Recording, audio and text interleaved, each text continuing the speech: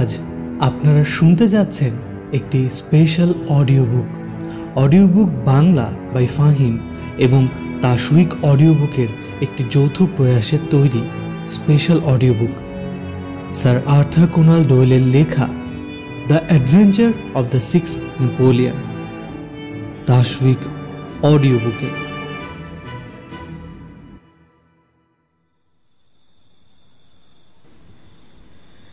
প্রায় সন্ধ্যাতেই আমাদের ঘরে আসতেন স্কটল্যান্ড ইয়ার্ডের মিস্টার লেস্ট্রেড। সেদিন সন্ধ্যাতেও খবরের কাগজ আর আবহাওয়া সম্বন্ধে আলাপ আলোচনা করার পর চুপচাপ বসেছিলেন লেস্ট্রেড। আর মনে হয় সিগার টানছিল অনেকক্ষণ ধরে। তীক্ষ্ণ চোখে সেদিকে তাকিয়ে হোমস জিজ্ঞেস করল, খুব বড় কোনো খবর আছে মনে হচ্ছে। ঠিকই ধরেছেন মিস্টার হোমস, সত্যি বড় চিন্তায় পড়েছি। আমার মনে হয় এটা আমাদের আওতায় না এসে বরং ডক্টর ওয়াটসনের এখতিয়ারে আসা উচিত ছিল। আমি বললাম, অসুখ বিসুখ নাকি? হ্যাঁ, তা বলতে পারেন, পাগলামিও বলতে পারেন, তাও আশ্চর্য রকমের খ্যাপামো। আপনি কি মনে করেন আজও আমাদের সমাজের নেপোলিয়নের উপর তীব্র ঘৃণা নিয়ে লোকে বেঁচে আছে? তার যা প্রতিমূর্তি পাচ্ছে তাই ভেঙে চুরমার করে ফেলছে। হেলান দিয়ে বসল হোমস, বলল, এসব নিয়ে আমার মাথা ঘামানোর সময় নেই। এমনটা আমিও শুরুতে তাই মনে করেছিলাম। এ নিয়ে আমিও মোটে মাথা ঘামাতাম না, কিন্তু কিছুদিন পর লোকটা অন্যের মূর্তি চুরি করে ভাঙা শুরু করলো। চুরিচামারি শুরু হতেই পুলিশের টনক নড়েছে, মানে নড়তে বাধ্য করেছে আর কি। চুরি? এবার সিধে হয়ে বসে হোমস। বেশ ইন্টারেস্টিং লাগছে তো, তাহলে সব খুলে বলো লেস্ট্রেড। নোটবুক বার করে স্মৃতিকে ঝালিয়ে নিল লেস্ট্রেড। তারপর বলল, প্রথম ঘটনাটা ঘটে আজ থেকে ঠিক 4 দিন আগে মলস হাডসনের দোকানে। দোকানটা ক্যানিংটন রোডে। মূর্তি আর ছবি ছাড়া অন্য কিছুই বিক্রি হয় না সেখানে। সেদিন সামান্য সময়ের জন্য সামনের দরজা ছেড়ে ভেতরের দিকে গিয়েছিল কাউন্টারের কর্মচারী। হঠাৎ ধমার শব্দ শুনে ছুটে এসে দেখে দোকানে রাখা নেপোলিয়নের একটা মূর্তি মেঝের ওপর চুরমার হয়ে পড়ে রয়েছে। কাউন্টারের উপর আরও অনেকগুলো মূর্তির সাথে এই মূর্তিটাও সাজানো ছিল। সময় নষ্ট না করে তৎক্ষণাৎ রাস্তায় বেরিয়ে পড়ল সে, কিন্তু সন্দেহজনক কাউকে দেখতে পেল না। কয়েকজন অবশ্য বলল যে একটা লোককে তীর বেগে দোকানের ভেতর থেকে বেরিয়ে উধাও হয়ে যেতে দেখেছে, তবে সেই লোকটার কোনো বিবরণ তারা দিতে পারল না। সবাই ভেবেছে নিশ্চয়ই কোনো পাজি লোকের ফাজলামো। এরকম তো এ শহরে হরহামেশাই হচ্ছে। কাজেই এই সামান্য বিষয় নিয়ে আর মাথা না ঘামিয়ে ওই জায়গার কনস্টেবলকে জানানো হলো খবরটা। তারপর নিজেদের কাজে ফিরে গেল, কেননা মাত্র কয়েক শিলিং দামের সস্তা একটা প্লাস্টারের মূর্তি ভাঙা ছেলে মানুষে ছাড়া আর কিছু না। কাজেই এ নিয়ে আর জোরালো তদন্তের প্রয়োজন কেউই মনে করেনি। দ্বিতীয় ঘটনাটা কিন্তু আরও আশ্চর্য রকমের, এত সহজে উড়িয়ে দেওয়ার মতো নয়। কাল রাতের ব্যাপার। ক্যানিংটন রোডে মলস হাডসনের দোকানের শখানেক গজের মধ্যে ডক্টর বার্নিকট থাকে। ডক্টর বার্নিকট নেপোলিয়নের দারুণ ভক্ত এবং 24 ঘন্টা তার প্রশংসায় পঞ্চম। বাড়িতেও তিনি সংগ্রহ করে রেখেছেন রাশি রাশি বই, ছবি আর দুষ্প্রাপ্য জিনিস। বলা বাহুল্য সবই সম্রাট নেপোলিয়ন সংক্রান্ত। কিছুদিন আগে মলস হাডসনের দোকান থেকে তিনি 2টি প্লাস্টারের ছাঁচ কেনেন। একই ছাঁচ থেকে তৈরি 2টি মূর্তিতে শিল্পী নিখুঁতভাবে ফুটিয়ে তুলেছিল নেপোলিয়নের বিখ্যাত অবক্ষ রূপটুকু। ভাস্কর একজন ফরাসি, নাম ডিভাইন। ডক্টর বার্নিকট একটি মূর্তিকে রেখেছিলেন তার ক্যানিংটন রোডের হলঘরে, আরেকটি লোয়ার ব্রিকনে সার্জারিতে ম্যান্টল পিসের উপর। আজ সকালে হলঘরে নেমে এসে রীতিমতো অবাক হয়ে গেলেন ডক্টর বার্নিকট। দেখলেন অদ্ভুত এক চোর গতরাতে তার হলঘরে প্রবেশের চিহ্ন রেখে গেছে। অদ্ভুত এই কারণে যে রাশি রাশি মূর্তির মধ্যে থেকে চোর শুধু বেছে নিয়েছে নেপোলিয়নের মূর্তিটাই, এবং সেটিকে বাগানের দেওয়ালে দারুণ আক্রোশে আছড়ে ভেঙে টুকরো টুকরো করে গেছে। সবকটা টুকরোই পাওয়া গেছে দেওয়ালের নিচে। হাত রগড়াতে রগড়াতে হোমস শুধু বলল, বাহ, কেসটা তো খুব ইন্টারেস্টিং হবে বলে মনে হচ্ছে। আমি জানতাম খুশি হবেন আপনি, কিন্তু আমার কাহিনী এখনও শেষ হয়নি। সেদিন দুপুর 12টায় সার্জারিতে আসার পর হতবাক হলেন ডক্টর বার্নিকট। সেখানেও চোর ঢুকেছিল গতরাতে, জানলা খোলা আর ঘরময় ছড়িয়ে ছিটিয়ে পড়ে আছে তার অতি প্রিয় নেপোলিয়নের অগণিত ভাঙাটুকু। কিন্তু কোনো ঘটনার পরে এমন কোনো সূত্র পাওয়া যায়নি যেটা নিয়ে এই পাগল চোরকে খুঁজে বের করতে পারি। এখন আপনিই বলুন মিস্টার হোমস, আমার কি করা উচিত? সত্যি সব কয়টি ঘটনা খুব অদ্ভুত। যাই হোক, আমার একটি প্রশ্ন আছে।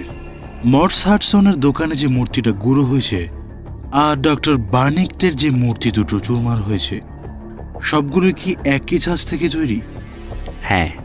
তাহলে তো তোমার থিওরিটা নাকচ হয়ে যাচ্ছে। তোমার ধারণা নেপোলিয়নের উপর তীব্র বিদ্বেষ নিয়ে কেউ সমানে মূর্তি ভেঙে চলেছে। এ ধারণা ভুল। ভুল এই কারণে যে এ শহরের শক্তিমান সম্রাট নেপোলিয়নের শত শত মূর্তির মধ্যে এই পাগলচোর একই ছাঁচে তৈরি 3টি মূর্তি পরপর ভেঙে চলেছে কেন? এরকম ধরনের ঘটনা কাকতালীয় হতে পারে না। আমিও আপনার মতো এইটাই ভেবেছিলাম মিস্টার হোমস, কিন্তু ভাববার আরও একটা দিক আছে। লন্ডনের এই অঞ্চলে মানুষের মূর্তি কেনাবেচা করে শুধু একজনই, মলস হাডসন। আর শুধু এই 3টি মূর্তি বেশ কয়েক বছর ধরে পড়েছিল তার দোকানে। সুতরাং আপনার কথা মতো শহরে শত শত মূর্তি থাকলেও শুধু এই 3টে মূর্তিই ছিল এই অঞ্চলে। কাজেই কোনো স্থানীয় অতি উৎসাহের পক্ষে এই 3টে দিয়ে কাজ শুরু করা অসম্ভব নয়। আপনি কি বলেন ডক্টর ওয়াটসন? মনোম্যানিয়াক বা ব্যতিগ্রস্ত মানুষ যে কত কী করতে পারে তার কোনো শেষ নেই। এই মানসিক অবস্থাকে আধুনিক ফরাসি বিজ্ঞানীরা আইডি ফিক্স নাম দিয়েছেন। মাথা নাড়তে নাড়তে হোমস বলল, না না ওয়াটসন, তা হতে পারে না।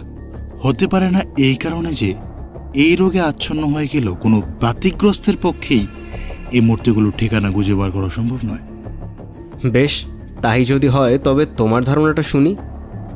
আমার এখনো কোনো বক্তব্য নেই। আমি শুধু দেখছি যে ভদ্রলোকের খাপছাড়া কার্যকলাপের মধ্যেও বিশেষ একটা পদ্ধতি আছে। যেমন ধরো ডাক্তার বার্নিক্টের হল ঘরে, সেখানে সামান্য শব্দ হলে বাড়ির লোক জেগে উঠতে পারে। কাজেই মূর্তিটাকে না ভেঙে নিয়ে যাওয়া হয়েছে বাগানে। সেখানে দেওয়ালের উপর আছাড় মারা সত্ত্বেও কারো ঘুম ভাগেনি। আবার সার্জারিতে যেখানে এত সাবধান না হলেও চলবে, সেখানে মূর্তিটাকে তুলে নিয়ে আছাড় মারা হয়েছে। সেই কারণেই 3টে মূর্তি ভাঙা গল্প শুনে বিষয়টাকে আমি স্বাভাবিকভাবে নিতে পারছি না। এই আশ্চর্যকর ঘটনাগুলোর পর নতুন কিছু যদি আবার ঘটে আমাকে জানাতে ভুলবেন লেস্ট্রেড।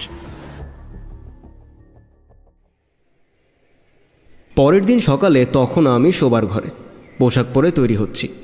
এমন সময় দরজা টোকা দিয়ে ঘরে ঢুকলো হোমস, হাতে একটা টেলিগ্রাম। টেলিগ্রামটা সেই পড়ে শোনাল, এখনই চলে আসুন, কেনসিংটন 131 পিট স্ট্রিট, লেস্ট্রেড। আধ ঘন্টার মধ্যেই পৌঁছে গেলাম পিট স্ট্রিটে। লন্ডনের অতি চঞ্চল জীবনধারা ঠিক যেন উল্টো, খুবই শান্ত। 131 নম্বর বাড়িটাকে পেলাম এক সারি বাড়ির মাঝখানে। সারির প্রতিটি বাড়ি সাদাসিধে গঠনের, সুন্দর না হলেও সৌম্য। গাড়ির মধ্যে থেকেই দেখলাম বাড়ির সামনের রেলিংয়ে সারি দিয়ে দাঁড়িয়ে গেছে ছোটোখাটো একটা উৎসুক জনতা। লেস্ট্রেড খুব গম্ভীর মুখে আমাদের দিকে এগিয়ে নিতে এলো। ওর পিছু পিছু বসবার ঘরে এসে দেখলাম ঘরের এ মোড় থেকে ও মোড় পর্যন্ত অত্যন্ত উত্তেজিতভাবে পায়াচারি করছেন এক বৃদ্ধ, পরনে ফ্লানেলের ড্রেসিং গাউন। আলাপ পরিচয় হলো। শুনলাম ইনি সেন্ট্রাল প্রেস সিন্ডিকেটের মিস্টার হোরেস হার্কার, একজন সাংবাদিক এবং এ বাড়ির মালিক। লেস্ট্রেড বলল, আবার নেপোলিয়নের মূর্তি মিস্টার হোমস। গতরাতে আপনার খুব আগ্রহ দেখেছিলাম এ ব্যাপারে, তাই ভাবলাম আপনাকে একবার খবর দিই। কেসটা তাচ্ছিল্য করার মতো নয়, খুবই গুরুতর হয়ে দাঁড়িয়েছে। তাই নাকি? হ্যাঁ, খুন। মিস্টার হার্কার এদের সমস্ত ব্যাপারটা খুলে বলুন, কিছুই বাদ দেবেন না। রীতিমতো তাজ্জব বনে গেছি আমি। মাস্টারেক আগে নেপোলিয়নের একটা মূর্তি কিনেছিলাম এই ঘরে রাখবো বলে। যত গণ্ডগোল মনে হচ্ছে ওই মূর্তিটাকে নিয়েই। স্টেশন থেকে দুপা গেলেই হার্ডিং ব্রাদার্সের দোকান। এই মূর্তিটা তাদের দোকান থেকেই কিনেছিলাম। আমার সাংবাদিকতার বেশিরভাগ কাজ রাতেই সারতে হয়। লিখতে লিখতে রাত 2 বা 3টে বাজে। কাল রাতেও হয়েছে তাই। উপরের তলার পেছন দিকে আমার ঘরে একটানা লিখে চলেছি। রাত তখন কত? প্রায় 3টে নাগাদ হবে। হঠাৎ মনে হলো নিচের তলায় সিঁড়িতে কিসের যেন শব্দ হচ্ছে। কান খাড়া করে বসে রইলাম কিছুক্ষণ, কিন্তু কিছুই আর শুনতে পেলাম না। শব্দটা যেন বাইরের, সে বিষয়ে আর কোনো সন্দেহ রইল না। ঠিক তার মিনিট 5 পরেই আচমকা এক ভয়াবহ আর্তনাদ ভেসে এলো কানে। মিস্টার হোমস, অনেক রকম চিৎকার জীবনে শুনেছি, কিন্তু এরকম রক্ত হিম করা শব্দ আর শুনিনি। যতদিন বেঁচে থাকবো এ চিৎকার আমি ভুলব না। মিনিট খানেক পাথরের মতো বসেছিলাম। তারপরেই আগুনের চুল্লি খোঁচাবার লোহার ডান্ডাটা নিয়ে গেলাম নিচের দিকে। ঘরে ঢুকে দেখলাম জানালার 2টি হাট করে খোলা, এবং পর মুহূর্তেই বুঝলাম মেন্টাল পিসের উপর থেকে দেওয়া হয়েছে নেপোলিয়নের মূর্তিটা। কিন্তু আমি কিছুতেই বুঝে উঠতে পারছি না এরকম একটা জিনিস চুরি করে কী লাভ। সামান্য একটা প্লাস্টারের ছাঁচ মিস্টার হোমস, কতই বা এর দাম? জানালা দিয়ে লম্বা একটা লাফ দিয়ে সামনের দরজায় পৌঁছানো এমন কোনো কিছু কঠিন নয়। আপনি তো দেখতেই পাচ্ছেন মিস্টার হোমস। মনে হয় সেই চোর নিশ্চয়ই সেই পথেই উধাও হয়েছে। তৎক্ষণাৎ ঘুরে গিয়ে খুলে ফেললাম সামনের দরজা। অন্ধকারের মাঝে পা বাড়িয়েই হোঁচট খেলাম। একটা মৃতদেহের উপর পড়ে গেলাম আমি। চৌখাটের ঠিক সামনেই পড়েছিল লাশটা। দৌড়ে আলো এনে দেখলাম শুধু রক্ত আর রক্ত। গলাটা ধারালো অস্ত্রের কূপে হা হয়ে আছে। চিত হয়ে পড়েছিল দেহটা। হাঁটু দুটো গুটানো এবং বিভৎসভাবে হা হয়ে রয়েছে তার মুখ। স্বপ্নের মধ্যেও সে দৃশ্য আমি ভুলতে পারবো না। আমার কাছেই পুলিশ হুইসেলটা ছিল, কিন্তু বাজানোর পরেই বোধহয় অজ্ঞান হয়ে গিয়েছে না। কেননা এরপর কি হয়েছে আমার মনে নেই। চোখ খুলে দেখলাম হলঘরে আমার উপর ঝুঁকে পড়ে দাঁড়িয়ে আছে একজন পুলিশের লোক। তাহলে খুন হলো কে? চেনার কোনো উপায় নেই। মর্গে গেলে লাশটা দেখতে পাবেন, কিন্তু এই মুহূর্ত পর্যন্ত আমরা এতটুকুও এগোতে পারিনি। লোকটা বেশ লম্বা, রোদে পোড়া তামাটে গায়ের রং, রীতিমতো শক্তিমান, বয়স 30-এর ওদিকে নয়। জামাকাপড় সস্তা দামের, অথচ তাকে দেখে শ্রমিক বলে মনে হচ্ছে না। পাশেই শিংয়ের হাতলওয়ালা একটি ছুরি পড়েছিল। এই ছুরি দিয়েই কাজ সারা হয়েছে নাকি মৃত লোকটার, তা এখনও জানা যায়নি। জামাকাপড়ে কোনো নাম পাইনি। পকেটে একটা আপেল, কিছু সরু দড়ি, 1 শিলিং দামের লন্ডনের একটা ম্যাপ আর একটা ফটোগ্রাফ ছাড়া কিছুই ছিল না। এই দেখুন সেই ফটোগ্রাফ। ছবিটা যে একটা ছোট ক্যামেরা থেকে নেওয়া স্ন্যাপশট তা দেখলেই বোঝা যায়। লোকটার চেহারা চোখা চোখা, বানরের মতো চনমনে মোটা মোটা ভুরু। সতর্ক চোখে ছবিটা দেখে জিজ্ঞেস করলো হোমস, মূর্তিটার কি হলো? আপনি আসার ঠিক আগেই খবর পেলাম। স্ক্যাপডেন হাউস রোডের একটা খালি বাড়ির সামনে বাগানে পাওয়া গেছে মূর্তিটাকে। আস্তানা টুকরো টুকরো অবস্থায়। ওদিকেই যাচ্ছি এখন, আসবেন নাকি? সে কথা আর বলতে, তার আগে একটু দাঁড়ান, চট করে একবার চোখ বুলিয়ে নেই। কার্পেট আর জানালা পরীক্ষা করে বলল হোমস, হয় লোকটার পা বেশ লম্বা লম্বা, আর না হয় বেশ করিতকর্মা পুরুষে। এতখানি জায়গা টপকে জানালার কিনারায় পৌঁছে জানালা খোলাটা কম কথা নয়, ফিরে আসা বরং অনেক সোজা।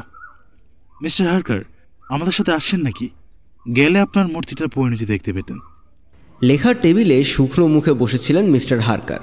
বললেন, না মশাই, যা হয় একটা কিছু করতে হবে এখন। সবকটা ইভিনিং পেপারের প্রথম সংস্করণেই যে খবরটা বেরিয়ে গেছে এতক্ষণে, সে বিষয়ে আমার সন্দেহ নেই। ভীষণ দেরি করে ফেলেছি। আবার দোরগড়ায় খুন, আর আমি কি না। ঘর থেকে বেরোতে বেরোতে শুনলাম ফুলস্ক্যাপ কাগজের ওপর মিস্টার হার্কারের কলম খসখস করে লিখে চলেছে। চূর্ণ বিচূর্ণ মূর্তিটাকে পাওয়া গেছে মাত্র কয়েকশো গজ দূরে। মহাপরাক্রমশীল সম্রাট নেপোলিয়নের এমন শোচনীয় পরিণতি দেখলাম এই প্রথম। আততায়ীর অন্তরে তার প্রতি নিদারুণ ঘৃণা যে কতটা, তার টুকরোগুলোকে দেখলে খানিকটা বুঝতে পারা যায়। ঘরের এদিকে ওদিকে ছড়িয়েছিল চূর্ণ বিচূর্ণ টুকরোগুলো। হোমস কয়েকটা পরীক্ষা করল। তার নিবিষ্ট চোখ আর হাবভাব দেখে বুঝলাম শেষ পর্যন্ত একটা সূত্রের সন্ধান পেয়েছে সে। কিছু বুঝতে পারলেন মিস্টার হোমস? 2 কাঁধ ঝাঁকিয়ে হোমস বলল, তুড়ি মেরে কি আর কুয়াশা কাটানো যায়? এখন অনেক অনেক পথ যেতে হবে। তবু কি জানো, 2-1টা ঘটনার মধ্যে কিছু কিছু ইশারা পাচ্ছি। আমাদের উচিত এখন এই নিয়ে কাজ শুরু করা। এই অজ্ঞাত ক্রিমিনাল ভদ্রলোকটি তুচ্ছ মূর্তিকে মানুষের প্রাণের চেয়ে বেশি মূল্যবান মনে করে। এ হলো কি প্রথম পয়েন্ট। তারপরে সবচেয়ে আশ্চর্যকর ব্যাপার যে মূর্তি চুরমার করাই যদি লোকটার মুখ্য উদ্দেশ্য হতো, তাহলে প্রতিবারে মূর্তিটাকে হাতে পেয়ে সে তক্ষুনি বাড়ির বাইরে গিয়ে ভাঙছে না কেন? আরেকজন লোকের চোখ পড়ে যাওয়া নিশ্চয়ই ভ্যাবাচাকা খেয়ে গিয়েছিল সে। তাছাড়া ধস্তাধস্তিও তো কম হয়নি। তা খুবই সম্ভব। তবু আর একটা জিনিসের দিকে তোমার দৃষ্টি আকর্ষণ করছি। মূর্তিটা চুরমার করা হয়েছে এইখানেই, এই বাগানের মধ্যে। আচ্ছা, এই বাড়িটার অবস্থানটা লক্ষ্য করেছ? চারপাশে দেখে নিল লেস্ট্রেড। বাড়িটা খালি দেখেই সে বুঝেছিল বাগানে মূর্তি আছড়ালে কারো ছুটে আসার সম্ভাবনা নেই। ভালো কথা, কিন্তু মূর্তিটা চুরি করে এই বাগানে আসার পথেই তো আর একটা বাগান পড়ছে। তার পক্ষে সেটাতেই ঢোকা উচিত ছিল, নয় কি? বিশেষ করে চোরাই মাল হাতে কারোর সাথে মুখোমুখি হয়ে যাওয়ার সম্ভাবনা যখন রয়েছে। আমার মাথায় কিছুই আসছে না, হার মানলাম। মাথার উপর রাস্তার বাতিটার দিকে আঙুল তুলে দেখালো হোমস। সে যা করতে চেয়েছিল তা সে এখানে দেখতে পাবে বলে এসেছিল। ওই দিককার বাগানে সে সম্ভাবনা ছিল না, এই হলো কারণ। মাই গড, ঠিকই তো। এখন আমার মনে পড়ছে সব। মিস্টার বার্নিকেটের মূর্তিটাও তো তার লাল আলো থেকে বেশি দূরে ভাঙা হয়নি। মিস্টার হোমস, তা না হয় হলো, কিন্তু এ নিয়ে আমরা কি করব? মনে রাখবে, ডায়েরিতে নোট করে রাখবে, ঘটনাচক্রে কাজে লেগে যেতে পারে। যাই হোক, এখন তুমি বলো কিভাবে এগোতে চাও। আমার মতে মৃত লোকটাকে শনাক্ত করলে অনেকটা কাজ এগিয়ে যাবে। আসল কাজ তো এটাই, খুব কঠিন অবশ্য নয়। লোকটার ঠিকুচি জানা গেলেই আর তার সাঙ্গপাঙ্গদের হদিশ পাওয়া গেলে গত রাতে স্পিড স্ট্রিটে সে কী করতে গিয়েছিল এবং মিস্টার হোরেস হার্কারের বাড়িতে কার সাথে দেখা হওয়া মাত্র অক্কা পেয়েছে তাও জানা যাবে। আপনি কি মনে করেন? নিঃসন্দেহে তাই। তবে কি জানো, আমার কার্যপদ্ধতি ঠিক তোমার মতো হবে না। তাহলে আপনি কি করতে চান? তা বললে তুমি আর নিজের খেয়াল খুশি মতো কাজ করতে পারবে না। আমরা যে যার নিজের পদ্ধতিতে কাজ করে যাই। আমি থাকি আমার লাইনে, তুমি থাকো তোমার লাইনে। পরে আমরা একসাথে বসে পরস্পরকে সাহায্য করতে পারবো। বেশ, তো সেটা ভালো হবে। পিট স্ট্রিট যদি যাও, এখন মিস্টার হোরেস হার্কারের সাথে তোমার দেখা হতে পারে। তাকে বলো আমার মনে স্থির হয়ে গেছে। গত রাতে তার বাড়িতে যে অত্যন্ত বিপজ্জনক প্রকৃতির একটা খুনে পাগল লোক নেপোলিয়ন বিদ্বেষে আচ্ছন্ন হয়ে খুন খারাপি করে গেছে, সে বিষয়ে আমি নিশ্চিত। এই খবরটা জানলে তার অনেকটা সুবিধে হবে। বড় বড় চোখে তাকিয়ে রইল লেস্ট্রেড। আপনি কি সত্যি সত্যি তা বিশ্বাস করেন নাকি? না, তা অবশ্য বিশ্বাস করি না, কিন্তু এক খবর শুনলে মিস্টার হোরেস হার্কার তো খুশি হবেনই, সেন্ট্রাল প্রেস সিন্ডিকেটের গ্রাহকরাও হবেন। লেস্ট্রেড, আজ সন্ধে 6টায় বেকার স্ট্রিটে আমার সাথে তুমি দেখা করলে খুশি হব। ততক্ষণ পর্যন্ত মৃতের পকেটে পাওয়া এই ফটোগ্রাফটা রইল আমার কাছে। হাঁটতে হাঁটতে আমি আর শার্লক হোমস চলে এলাম হাই স্ট্রিটে হার্ডিং ব্রাদার্সের দোকানের সামনে। মূর্তিটা কেনা হয়েছিল এখান থেকেই। একজন ছোকরা কর্মচারী ছিল দোকানে। হোমসের প্রশ্ন শুনে বলল যে সে নিজেই নতুন এসেছে দোকানে। মিস্টার হার্ডিংও বিকেলের আগে আসেন না, কাজেই কোনো খবর দেওয়া সম্ভব নয় তার পক্ষে। শুনে হোমসের মুখে ফুটে উঠল হতাশা আর বিরক্তি। কিছুক্ষণ পর অবশ্য বলল, সব কিছু যে আমাদের অনুকূল হবে এরকম আশা করাই উচিত নয়। কি বল ওয়াটসন? মিস্টার হার্ডিং ফিরে এলে পর বিকেলে আসতে হবে আমাদের। কিভাবে কাজ শুরু করছি তা নিশ্চয় অনুমান করতে পেরেছ তুমি। মূর্তিগুলো এসেছে যেখান থেকে, আমি পৌঁছতে চাই সেইখানেই। বেচারীদের এরকম দুরবস্থার মূলে যদি কোনো অদ্ভুত কারণ থাকে, তা জানা যাবে উৎপত্তি স্থানে পৌঁছতে পারলে। চলো কেনিংটন রোডে মিস্টার মর্স হাডসনের কাছে যাওয়া যাক। তাকে দিয়েও সমস্যার জট খানিকটা খুলতে পারে। একটা গাড়ি নিয়ে ঘণ্টাখানেকের মধ্যেই ছবিওয়ালার দোকানে পৌঁছে এলাম। ভদ্রলোকের চেহারা ছোটোখাটো হলেও বেশ মজবুত, লাল মুখ, হাবভাব একটু ঝাঝালো। ঘটনা কি আপনার কাউন্টারে ঘটেছিল? হড়বড় করে কথা বলে চললেন সেই ভদ্রলোক। হ্যাঁ হ্যাঁ স্যার, আমারই কাউন্টারে। ট্যাক্স ফ্যাক্সগুলো কেন যে দেই আমি বুঝি না। বদমাশরা এসে আমার জিনিসপত্র যদি ভেঙে তছনছ করেই গেল, তাহলে এসব দিয়ে আমার লাভ কি? ডক্টর বার্নিকটেককে মূর্তি দুটো আপনি বিক্রি করেছিলেন? হ্যাঁ হ্যাঁ, ডক্টর বার্নিকটকে মূর্তি দুটো আমিই বিক্রি করেছিলাম। কি লজ্জার কথা!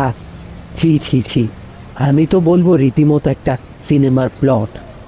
পাগল ছাড়া আর কেউ এমন করে মূর্তি চুরমার করতে পারে না। আমি তো ওদের রেড রিপাবলিকান বলি। কোথা থেকে পেয়েছেন মূর্তিগুলো? কোত্থেকে পেয়েছি মূর্তিগুলো তার সঙ্গে এ ব্যাপারে কি সম্বন্ধ বুঝছি না। বেশ, আপনি যদি একান্তই জানতে চান তো শুনুন। স্টেপনিও জার্জ স্ট্রিটে গিল্ডার অ্যান্ড কোম্পানি থেকে কিনেছিলাম। 20 বছর ধরে তারা এই ব্যবসায়ী করে আসছে এবং খুব নাম। মোট কয়টি কিনেছিলেন? 2টো আর একটা, মোট 3টে। 2টো ডক্টর বার্নিকে নিয়েছিলেন, আর একটা তো দিন দুপুরেই গুঁড়ো হলো আমার এই কাউন্টারে। এই ফটোগ্রাফের লোকটাকে চেনেন? না না, আমি চিনি না। হ্যাঁ হ্যাঁ, একটু চেনা চেনা মনে হচ্ছে। এ তো দেখি পেপ্পু, লোকটা ইটালিয়ান, ঠিকই কাজ করতো। আমার অনেক কাজ করে দিত পেপ্পু।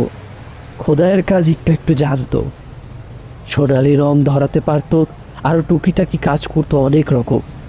গত সপ্তাহে শেষবারের মতো এসেছিল লোকটা, তারপর আর কোনো খোঁজ খবর পাইনি।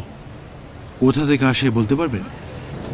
না, কোত্থেকে এসেছে আর কোথায় গেছে অত খবর আমি রাখি না। ওইখানে থাকার সময় ওর সঙ্গে আমার খিটিমিটি লাগেনি, ওর বিরুদ্ধে আমার কিছুই বলার নেই। মূর্তি চুরমার হওয়ার দিন দুয়েক আগে বেপ্পো শেষবারের মতো এসেছিল। দোকান থেকে বেরিয়ে এসে হোমস বলল, মন্দ কি, মর্স হাডসনের কাছ থেকে যা যা আশা করেছিলাম সবই পেয়েছি। কেনিংটন আর কেনসিংটন দুই জায়গাতেই পাচ্ছি বেপ্পোর অস্তিত্ব। 10 মাইল গাড়িতে আসা বৃথা যায়নি দেখছি। ওয়াটসন, এবার যাওয়া যাক স্টেপনিতে গিল্ডার অ্যান্ড কোম্পানিতে। মূর্তিগুলোর উৎপত্তি ওইখান থেকেই, তখন ওখান থেকে কিছু না কিছু সাহায্য আমরা পাবই। দ্রুত বেগে আমরা একে একে পেরিয়ে গেলাম বিলাসী London, hotel London, theatre London, সাহিত্যিক লন্ডন, ব্যবসায়ী লন্ডন এবং সব শেষে সমুদ্র তীরের লন্ডন। যা খুঁজছিলাম তা পেলাম এখানেই। খোলামেলা একটা জায়গা। একসময় বোধহয় এখানে ধনী লন্ডন ব্যবসায়ীদের আস্তানা ছিল, কিন্তু আজ গড়ে উঠেছে হরেক রকম মূর্তি তৈরির কারখানা। বাইরে বিরাট উঠোনটায় অগণিত পাথরের স্মৃতিফলক। ভেতরের মস্ত বড় ঘরটায় জনা 50 কারিগর খুটখাট কাজ করে চলেছে। কেউ খোদাই করছে, কেউ বা ছাঁচে ঢেলে মূর্তি তৈরি করছে। ম্যানেজার একজন জার্মান ভদ্রলোক, চেহারাটি বিরাট। আমাদের বেশ খাতির করে বসিয়ে হোমসের সব প্রশ্নেরই পরিষ্কার উত্তর দিলেন। খাতাপত্র ঘেটে দেখা গেল ডিভাইনের তৈরি নেপোলিয়নের মার্বেল পাথরের মূর্তি থেকে এ পর্যন্ত কয়েকশো ছাঁচ নেওয়া হয়েছে। বছরখানেক আগে 6টা মূর্তি একসাথে তৈরি করা হয়েছিল। 3টে পাঠানো হয়েছিল মর্স হাডসনকে, বাকি 3টে কেনসিংটনের হার্ডিং ব্রাদার্সের দোকানে। অন্যান্য ছাঁচের সঙ্গে এই বিশেষ 6টির পার্থক্য থাকার কোনো কারণ নেই। কেনই বা মূর্তিগুলোকে চুরমার করা হচ্ছে তাও তিনি ভেবে পেলেন না। সব কথা শুনে তো ভদ্রলোক হেসেই অস্থির। মূর্তিগুলোর পাইকারি দাম 6 সিলিং, খুচরো কিনতে গেলে 12 সিলিংয়ের মতো দাম পড়বে। মুখের দুপাশ থেকে 2টো ছাঁচ নেওয়া হয়, তারপর প্লাস্টার অফ প্যারিসের ছাঁচ বেমালুম জুড়ে দিলেই সম্পূর্ণ হয় মূর্তিটা। আমরা যে ঘরে বসেছিলাম মূর্তিগুলো সাধারণত ওইখানেই হয়, করে ইটালিয়ান কারিগররা। কারিগরদের কাজ শেষ হলেই প্যাসেজের ওপর মূর্তিগুলো রাখা হয় শুকোবার জন্যে, তারপর যায় গুদামে।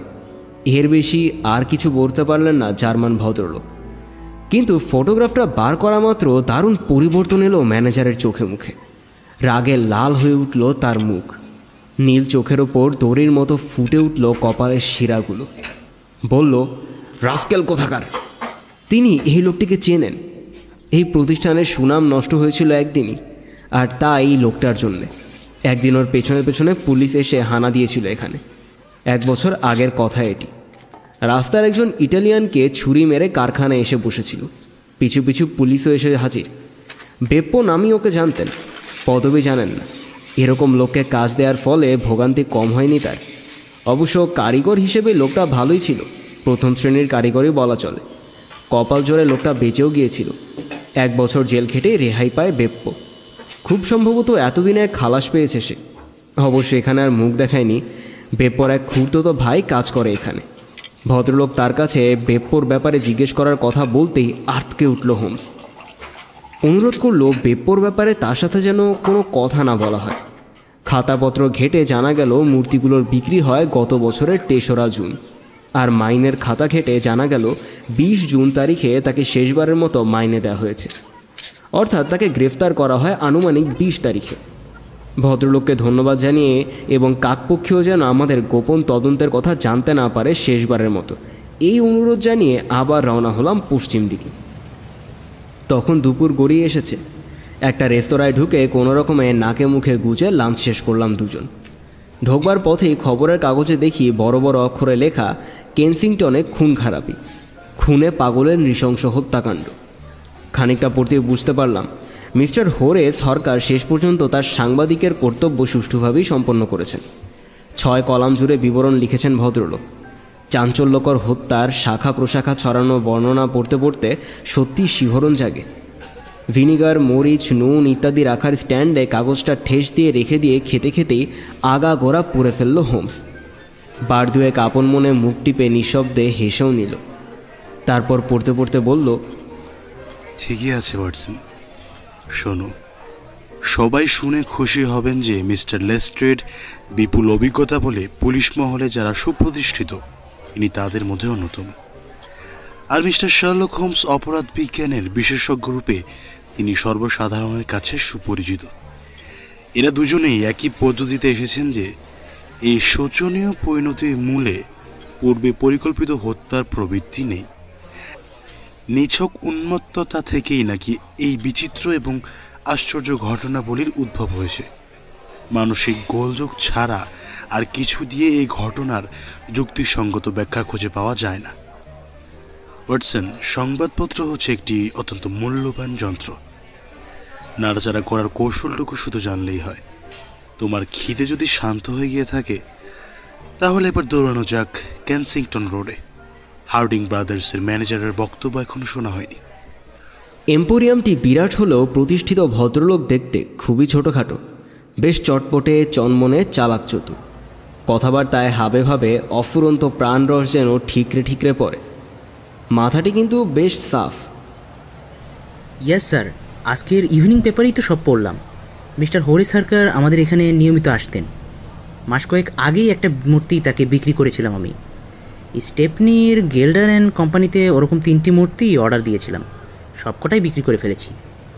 কাদের বিক্রি করেছেন বলতে পারবেন? দাঁড়ান, সেলস বইটা দেখতে হবে।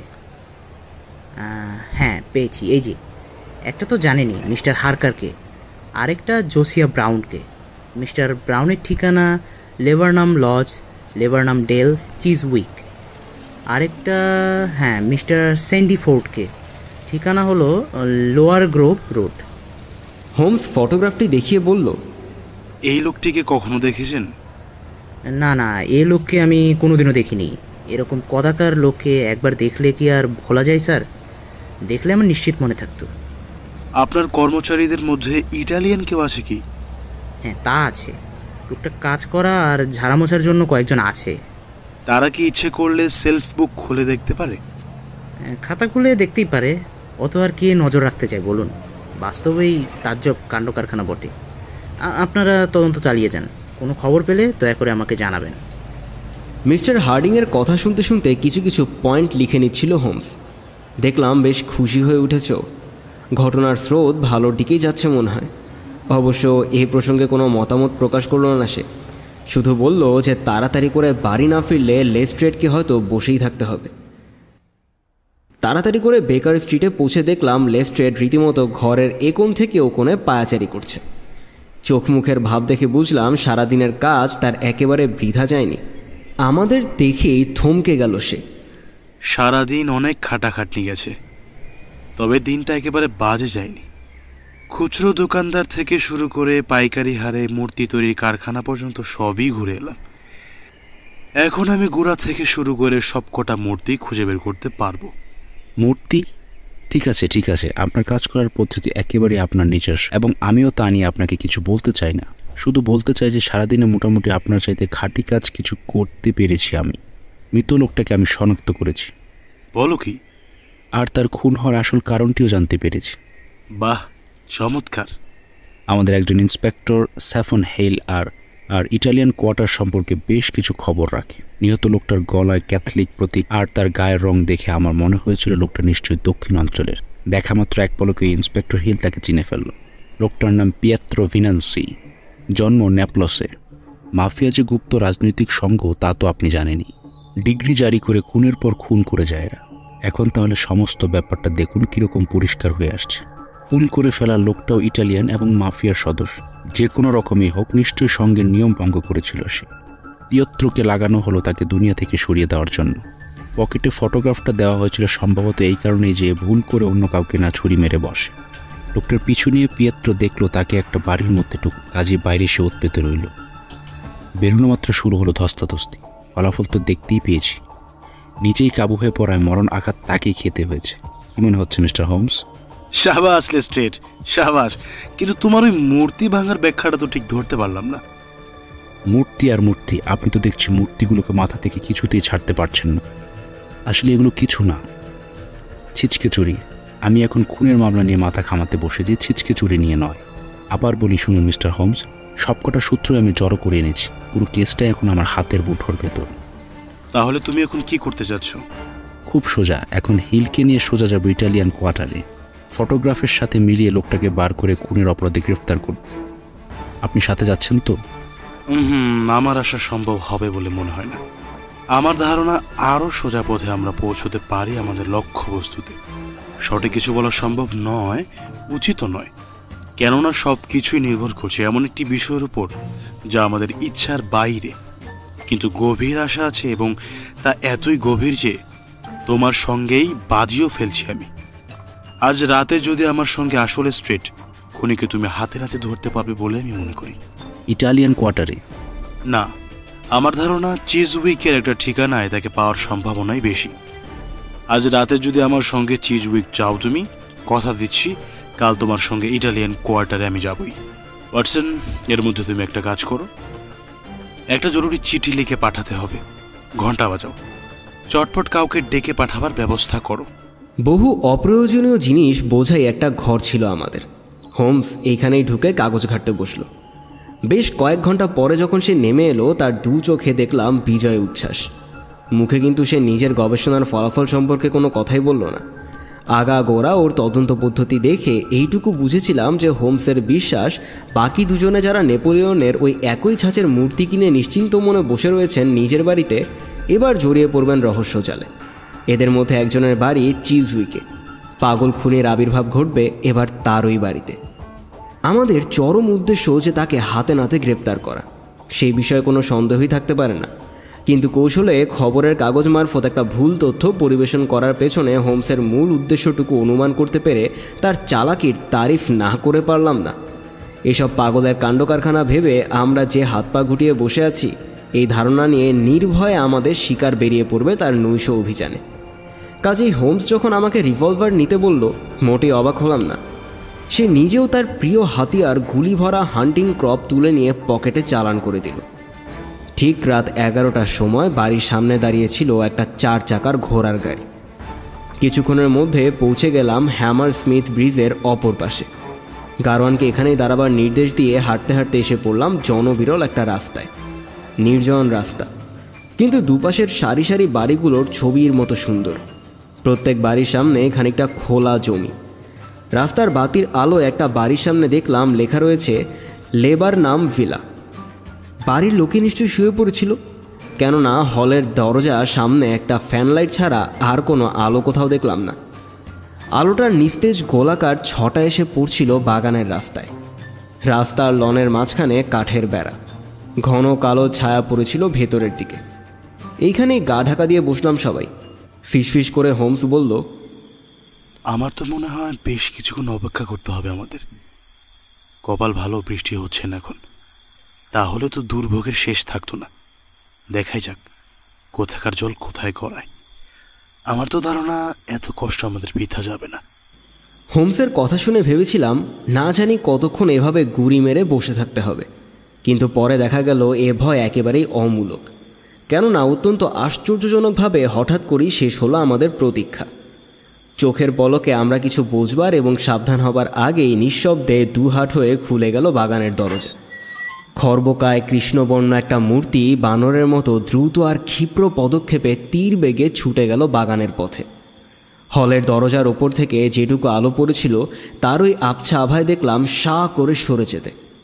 পর মুহূর্তে এসে মিলিয়ে গেল বাড়ির অন্ধকার ছায়ায়। দীর্ঘ বিরতি, নিঃশ্বাস বন্ধ করে বসে রইলাম আমরা। তারপরেই খুব মৃদু একটা ক্যাচ ক্যাচ শব্দ ভেসে এলো আমাদের কানে। জানলার পাল্লা খুলে যাচ্ছে ধীরে ধীরে। তারপরেই থেমে গেল শব্দটা। আবার বেশ কিছুক্ষণ নিস্তব্ধ হয়ে রইল চারদিক।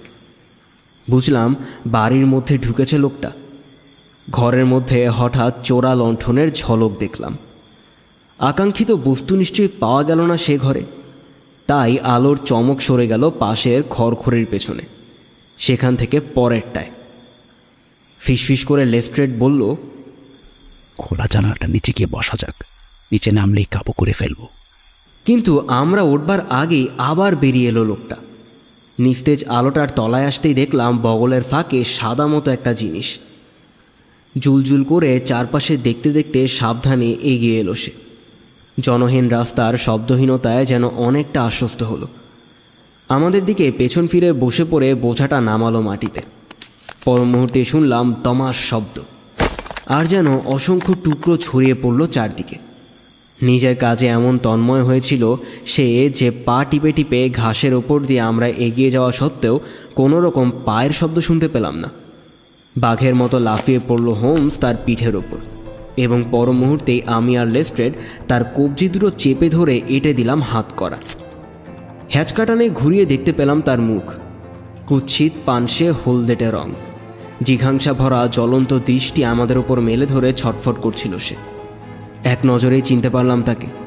ফটোগ্রাফে দেখা মুখের সঙ্গে হুবহু মিলে যায় এই মুখ। হোমস কিন্তু এত কষ্টে ধরা লোকটার দিকে বিন্দুমাত্র মনোযোগ না দিয়ে দরজার সামনে হাঁটু গেড়ে বসে পড়ে সতর্ক চোখে যা পরীক্ষা করছিল তা একটু আগেই এই কুৎসিত লোকটা বই নিয়ে এসেছে বাড়ির মধ্যে থেকে। এটাও নেপোলিয়নের মূর্তি। সকালে যেমনই দেখেছিলাম ঠিক তেমনই, ভেঙে টুকরো টুকরো হয়ে পড়েছিল চারদিকে। তন্ময় হয়ে একটার পর একটা টুকরো আলোর সামনে ঘুরিয়ে ফিরিয়ে দেখছিল হোমস, কিন্তু প্লাস্টারের কোনো টুকরোটাই বোধহয় তার মনে ধরল না। পরীক্ষা তার সবে শেষ হয়েছে। এমন সময় হল ঘরের আলো জ্বলে উঠল। খুলে গেল দরজা। শার্ট আর ট্রাউজার পরনে হাসি খুশি গোলগাল চেহারার বাড়ির মালিক বেরিয়ে এলেন বাইরে।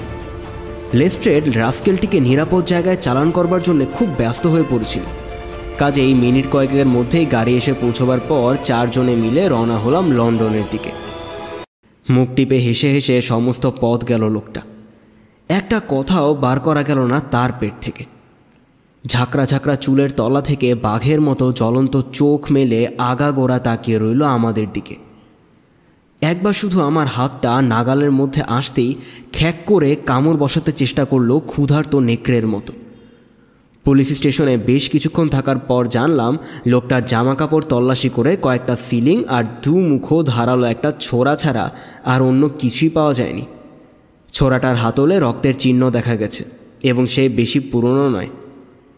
যাবার সময় লেস্ট্রেড বলল, আর কোনো গোলমাল নেই মিস্টার হোমস। হিলেদের সম্বন্ধে খবরাখবর কিছু রাখে, কাজেই ওর নামটা তার কাছ থেকেই পাওয়া যাবে। আমার মাফিয়া থিওরি যে নির্ভুল তার প্রমাণ আপনি পাবেন। কিন্তু আপনার কাছে আমি কৃতজ্ঞ মিস্টার হোমস। বেশ কায়দা করে পাকড়াও করলেন বটে। কি করে যে করলেন তা অবশ্য এখনও বুঝতে পারলাম না। এত রাতে সেসব আলোচনা নাই বা করলাম। তাছাড়া এখনও দু একটা ছোট জিনিস বাকি রয়েছে। তুমি তো জানোই লেস্ট্রেড, কতগুলো কেস আছে যেগুলো শেষ মুহূর্ত পর্যন্ত কাজ না করলে মোটেই আনন্দ পাওয়া যায় না। এই কেসটি সেই ধরনের। তুমি যদি কাল 6টায় আর একবার বেড়াতে বেড়াতে চলে আসো আমার ওখানে, তোমাকে আমি দেখিয়ে দেব যে এখনো পর্যন্ত ব্যাপারটা আগাগোড়া কোনো কিছু ধরতে পারিনি তুমি। পরের দিন সন্ধ্যায় লেস্ট্রেডের কাছে শুনলাম বেপ্পো সম্বন্ধে অনেক খবর জেনে ফেলেছে সে। লোকটার পুরো নাম অবশ্যই জানা যায়নি, বেপ্পো নামেই পরিচিত সে। ইটালিয়ান কলোনিতে এক ডাকে সবাই চেনে এবং জানে যে নির্ঝরঝার জীবন সে কোনোদিনই কাটায়নি। এক সময়ে ভাস্কর হিসেবে সুনাম ছিল তার। সৎপথে রোজগারও করেছে বহুদিন। তারপর এলো সে পাপের পথে, ফলে দুবার দাঁড়াতে হলো কাঠগড়ায়। একবার ছিচকে চুরির জন্য, দ্বিতীয়বারের কারণটা আমরা আগেই শুনেছি, এক ইতালিয়ানকে ছুরি মারার অপরাধে। ইংরেজি চমৎকার বলতে পারে সে, কিন্তু মূর্তি ধ্বংস করার কারণটা কিছুতেই বার করা গেল না তার পেট থেকে। কোনো দিক থেকেই এ সম্পর্কে শেষ খবর জানা যায়নি। পুলিশ অবশ্য জেনেছে যে মূর্তিগুলোর সৃষ্টি খুব সম্ভব বেপ্পোর হাতেই, কেননা গেল্ডার অ্যান্ড কোম্পানিতে এই জাতীয় কাজ তাকেই করতে হলো। লেস্ট্রেড এই কথাগুলো বলে একটু থামল। চেয়ারে নেড়েচেড়ে বসে স্বস্তির নিঃশ্বাস ফেলল হোমস। চিকচিক করে উঠল তার চোখের মণি দরজার ঘণ্টাধ্বনির শব্দ শুনে। 1 মিনিট পরেই পায়ের শব্দ শুনলাম সিঁড়িতে। ঘরে ঢুকলেন এক বৃদ্ধ, লাল মুখ, কাঁচা পাকা ধোয়াটে জুলপি। ডান হাতে পুরনো আমলের কার্পেটের ব্যাগটাকে টেবিলে রেখে ভদ্রলোক বললেন, আপনাদের মধ্যে আপনি কি মিস্টার শার্লক হোমস? মাথা নিচু করে অভিবাদন জানিয়ে হাসি মুখে হোমস বলল, মিস্টার স্যান্ডিফোর্ড, রিডিং থেকে আসছেন? হ্যাঁ, আপনার জন্য চিঠি এনেছি। লিখেছেন, ডিভাইনের তৈরি নেপোলিয়নের একটা মূর্তি আমার দরকার। আপনার কাছে যেটা আছে তার জন্য 10 পাউন্ড দিতে রাজি আমি। কি ঠিক আছে তো? নিঃসন্দেহে। আপনার চিঠি পেয়ে সত্যি অবাক হয়ে গেলাম। দেখুন, আমি খুবই গরিব হতে পারি, কিন্তু অসাধু নই। আপনার কাছ থেকে 10 পাউন্ড নেওয়ার আগে তাই আমার মনে হয় আপনার জানা দরকার যে মাত্র 15 শিলিং দিয়ে মূর্তিটা কিনেছিলাম আমি। আপনি সত্যি সৎ লোক মিস্টার স্যান্ডিফোর্ড। আপনার পক্ষে এমন সংকোচন মানায়, কিন্তু যখন আমি 10 পাউন্ড দেব বলে কথা দিয়েছি তখন আর তার নড়চড় হবে না। চিঠিতে লেখা মূর্তিটা আমি সঙ্গে এনেছি, এই দেখুন। ব্যাগ খোলার পর শেষ পর্যন্ত একটা আস্ত নেপোলিয়নের মূর্তি দেখার সৌভাগ্য হলো এই প্রথম। এর আগে বারবার দেখেছি রাশি রাশি ভাঙা টুকরো। হোমস পকেট থেকে একটা কাগজ বার করলো, তারপর 10 পাউন্ডের নোট টেবিলে রেখে বলল, মিস্টার স্যান্ডিফোর্ড, কিছু মনে করবেন না, এরা সাক্ষী রইলেন। এই কাগজটা একটা সই দিয়ে দিন। মূর্তির সর্বসত্ত্ব যে আমি কিনে নিলাম এইটুকুই শুধু লেখা আছে কাগজটায়। আমি একটু গুছিয়ে কাজ করি মিস্টার স্যান্ডিফোর্ড, সই দিতে বলছি সেই কারণেই। পরে কি ঘটবে না ঘটবে তা তো আপনি জানেন না। ধন্যবাদ মিস্টার স্যান্ডিফোর্ড, এই নিন টাকাটা।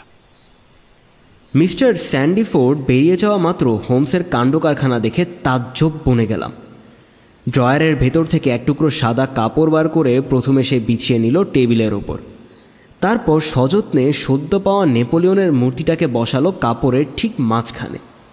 সবশেষে হান্টিং ক্রপটা দিয়ে সজোর একটা ঘা মারলো নেপোলিয়নের ঠিক মাথার উপর। চুরমার হয়ে গেল মূর্তিটা, টুকরো টুকরো হয়ে ছড়িয়ে পড়ল কাপড়টার মধ্যে। হোমস ঝুঁকে পড়ল এই ধ্বংসাবশেষের উপর। পর মুহূর্তেই জয়ের আনন্দে তীব্র চিৎকার করে একটা টুকরো তুলে ধরল আমাদের দিকে। কালো একটা গোলাকার বস্তু আটকে ছিল তাতে। সউল্লাসে চেঁচিয়ে উঠল সে, আসুন আজ আপনাদের পরিচয় করিয়ে দিই বর্জিয়ার বিখ্যাত কালো মুক্তোর সাথে। মুহূর্তের জন্য আমি আর লেস্ট্রেড স্তম্ভিত হয়ে গেলাম। তারপর এই ঠিক অসাধারণ নাটকের শেষ দৃশ্যে থিয়েটার যেমন হাততালিতে মুখর হয়ে যায়, আমরাও তেমনই হাততালি দিতে থাকলাম। লাল হয়ে উঠল হোমসের গাল। মাথা নিচু করে আমাদের অভিবাদন জানালো সে। কিছুক্ষণ পর নিজেকে সামলে নিয়ে শুরু করলো হোমস। পৃথিবীতে যত নাম করা মুক্ত বর্তমান আছে তাদের মধ্যে সবচেয়ে প্রসিদ্ধ হলো বর্জিয়ার মুক্ত। অনেকদিন আগে ডেকার হোটেলে ক্লোন্নার যুবরাজের শোবার ঘরে হারিয়ে গিয়েছিল মুক্তটা। আমার পরম সৌভাগ্য সেই হারানো মুক্তটাই আজ খুঁজে পেলাম স্টেপনির গেল্ডার অ্যান্ড কোম্পানির তৈরি 6টি নেপোলিয়নের মূর্তির সর্বশ্রেষ্ঠীর মধ্যে। লেস্ট্রেড, তোমার হয়তো মনে থাকতে পারে কীরকম সাড়া পড়ে গিয়েছিল এই মূল্যবান রত্নটি অদৃশ্য হওয়ার পর। লন্ডন পুলিশ বৃথাই চেষ্টা করেছিল এর হদিশ পাওয়ার। আমার কাছ থেকেও পরামর্শ চাওয়া হয়েছিল, কিন্তু কোনো রকম আলোকপাত করতে পারিনি আমি।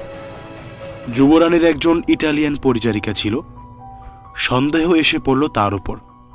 লন্ডনে একজন ভাই ছিল বটে, কিন্তু ভাই বোনের মধ্যে কোনো যোগাযোগ বার করা সম্ভব হয়নি।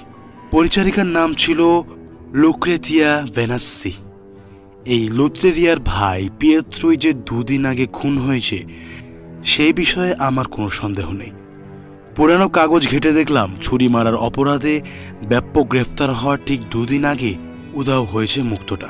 ব্যাপক গ্রেফতার হয়েছে ঠিক তখনই যখন গেল্ডার অ্যান্ড কোম্পানিতে নেপোলিয়নের 6টা মূর্তি তৈরি হচ্ছিল। বুঝতেই পারছো তারপর যা ঘটেছে। আমাকে অবশ্য উল্টো দিক থেকেই সব বুঝতে হয়েছে। মুক্তটা ব্যাপর কাছে ছিল, কি করে তার কাছে এসেছে তা অবশ্য আমি জানি না। প্রিয়েত্তর কাছ থেকে চুরি করতে পারে সে, প্রিয়তর সঙ্গী হতে পারে সে, অথবা প্রিয়েত্র আর লুত্রেরিয়ার মধ্যে শত্রুও হতে পারে। সে যাই হোক না কেন, তা জেনে আসল সমস্যার সমাধান হবে না। আসল ব্যাপার হচ্ছে এই যে মুক্তটা তার কাছেই ছিল, এবং ঠিক সেই সময় পুলিশ পিছনে তার। যে কারখানায় সে কাজ করত তার আগে সেখানে পৌঁছে ঝটপট একটা কিছু ভাবতে বসলো ব্যাপক। কয়েক মিনিট মাত্র সময়।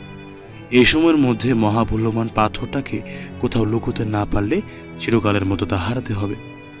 একবার দেহ তল্লাশ করলেই পুলিশের হাতে চলে যাবে কষ্টে পাওয়া জিনিসটা। 6টা নেপোলিয়নের মূর্তি শুকোচ্ছিল, একটা তখনও শক্ত হয়ে যায়নি। তখনই অসাধারণ কারিগর ব্যাপক একটা মূর্তির ভেজে প্লাস্টারের মধ্যে ছোট একটা ফুটো করে মুক্তটাকে ঢুকিয়ে দিল ভেতরে। হাতের দু এক টানেই গর্ত বুঝে গেল। আর দেখতে দেখতে 5টা মূর্তির মধ্যে বাইরে থেকে কোনো পার্থক্যই রইল না। এত অল্প সময়ে এমন চমৎকার লুকানোর জায়গা বার করার জন্য তার তারিফ করা উচিত। মূর্তি ভেঙে মুক্ত বার করার কল্পনা কারো মাথায়ও আসবে না, কিন্তু বিচারে 1 বছরের জেল হয়ে গেল বেপ্পোর। ইতিমধ্যে লন্ডনে বিভিন্ন জায়গায় ছড়িয়ে পড়ল মূর্তি 6টা। ঠিক কোনটার মধ্যে যে মুক্তটা আছে তা সে নিজেও জানত না। প্রত্যেকটা মূর্তি ভেঙে দেখা ছাড়া কোনো উপায় ছিল না। ঝাঁকানি দিলেও বোঝা সম্ভব নয়, কেননা ভিজে প্লাস্টারের গায়ে মুক্তটা আটকে যাওয়ার সম্ভাবনা ছিল। প্রকৃতপক্ষে হয়েছেও তাই। যাই হোক, দমে যাওয়ার পাত্র নয় বেপ্পো। অধ্যবসায় আর সূক্ষ্ম বুদ্ধি নিয়ে শুরু হলো তার তল্লাশি পর্ব। গ্যাল্ডার অ্যান্ড কোম্পানিতে তার এক চাচাতো ভাই কাজ করত। তার মারফত সে জানতে পারল কোন কোন দোকান মূর্তিগুলো কিনে নিয়ে গেছে। মর্টস হাডসনের দোকানে একটা কাজ জুটিয়ে নেওয়া খুব কঠিন হলো না তার পক্ষে। ফলে 3টে মূর্তির হদিশ বেরিয়ে গেল, কিন্তু মুক্ত পাওয়া গেল না। তারপর কোনো ইটালিয়ান কর্মচারীর সঙ্গে যোগাযোগ করে বাকি 3টে মূর্তির ঠিকানাও নিয়ে নিল সে। প্রথমটা ছিল হারকারের কাছে। সেখানে পিছু নিল তার কুকর্মের সঙ্গী পিয়েত্রো। মুক্ত হারানোর জন্য বেপ্পোকে দায়ী করতে ঝগড়া শুরু হলো, তারপর হাতাহাতি। সবশেষে বেপ্পোর ছুরিতে পিয়েত্রোর জীবন গেল। প্রশ্ন করলাম, পিয়েত্রো যদি বেপ্পোর কুকর্মের সঙ্গী হয় তাহলে তার ফটোগ্রাফ নিয়ে ঘুরবে কেন? তৃতীয় ব্যক্তির কাছ থেকে খোঁজখবর নিয়ে বেপ্পোকে খুঁজে বার করার জন্যই ফটোটা রেখেছিল সে। এছাড়া আর কোনো কারণই নেই। যাই হোক, ভেবেচিন্তে দেখলাম খুনের পর আর অযথা দেরি না করে চটপট কাজ সারার চেষ্টা করবে বেপ্পো।